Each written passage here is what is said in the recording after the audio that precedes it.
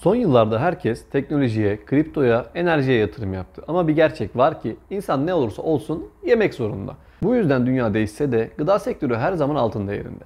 Hele ki iklim değişikliği vesaire derken organik gıdaya ulaşım zorluğu ile birlikte önemi gitgide artıyor.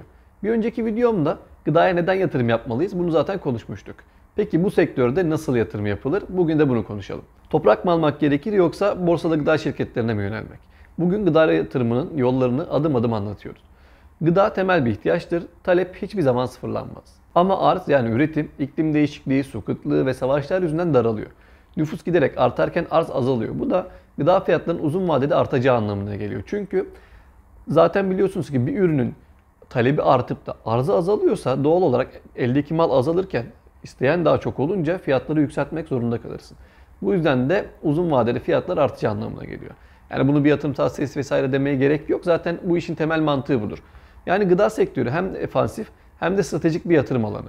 Birincisi tarım arazisine yatırım yapmak. En doğrudan gıda yatırımı tarım arazisi satın almak. Türkiye veya yurt dışında tarla yatırımı yapmak hem kira geliri hem de değer artışı açısından cazip olabilir. Ama dikkat etmek gereken şey var. Toprağın su kaynaklarına, ürün potansiyeline ve bölgesel kalkınma planlarına mutlaka bakılmalı. Yani rastgele bir yerden alın demiyorum. Bazı yatırımcılar doğrudan ekip biçmiyor. Tarımsal üretim yapan firmalara gelir paylaşım modeli kuruyor veya işte kiraya veriyor toprağını vesaire. Bu tarzda bir gelir kendine yaratabiliyor.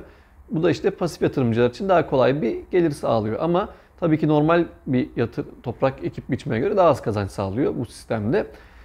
Ama işte elinizde toprak olması, yani bir tarlanızın bir şeyin olması bu çok önemli. Çünkü yarın öbür gün işte Allah korusun bir savaş durumunda, bir kıtlık durumunda vesaire kendi elinizde bir toprağınız olması, oraya ekip biçip en azından temel ihtiyacınızı karşılamak açısından çok değerli olarak görüyorum. Önümüz zaten dünyanın durumunda az çok görüyorsunuz.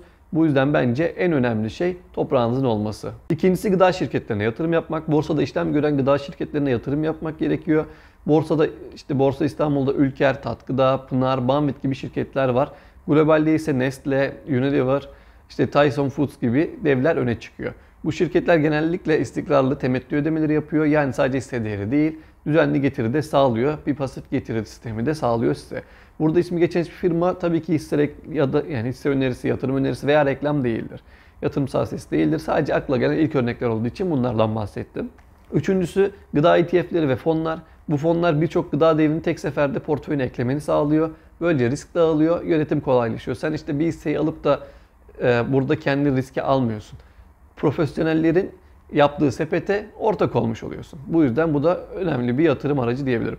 Dördüncüsü alternatif gıda yatırımları. Son yıllarda gıda sadece tarım değil, teknolojiyle birleşen bir inovasyon alanı haline geldi. İşte laboratuvar eti var, yapay et, dikey tarım, sürdürülebilir ambalaj, organik gıda markaları vesaire bu alanda yatırım yapan girişimciler için büyük bir ilgi görüyor. Risk yüksek ama kazanç potansiyeli de aynı oranda büyük. Özellikle startup yatırımları platformlarında bu tarz girişimlere erken aşamada girmek mümkün. Erken aşamada girmek niye önemli? Çünkü zaten buna baştan bir talep olup değeri arttıktan sonra girdiğinde zarar etme ihtimali de yüksek oluyor. Erken aşamada girmek riskli ama kazanç, yani eğer doğru yatırım yaparsan kazanç oranı da çok yüksek oluyor. Beşincisi gıda emtiaları, işte buğday, mısır, soya, kahve, kakao gibi ürünlerin vadeli kontratları gıda fiyatlarındaki hareketlerden kazanç sağlıyor. Yani hisse alır gibi işte ne bileyim kahvenin emtiasını alıyorsun. Gıda buradaki fiyatlardan kazanç sağlıyorsun. Ancak volatilitesi çok yüksek. Yani çok hareketli. Aşağı yukarı yönlü agresif hareketler yapabiliyor. Bu yüzden de profesyonel bilgi gerektiriyor. Yani bizim gibi küçük yatırımcılar için çok fazla önerdiğim bir alan değil. Özetle gıda yatırımı hem dünyaya hem de geleceğe yatırım demek. Teknoloji modası geçebilir, para birimleri değişebelir ama insan her zaman yiyecek bir şeye ihtiyaç duyar. O yüzden portföyünün bir kısmını bu sektöre ayırmak sadece kazanç değil, krizlere karşı da sigorta etkisi yaratır. Beğendiysen videoyu beğenmeyi, kanala abone olmayı unutma. Bir sonraki videoda görüşmek üzere.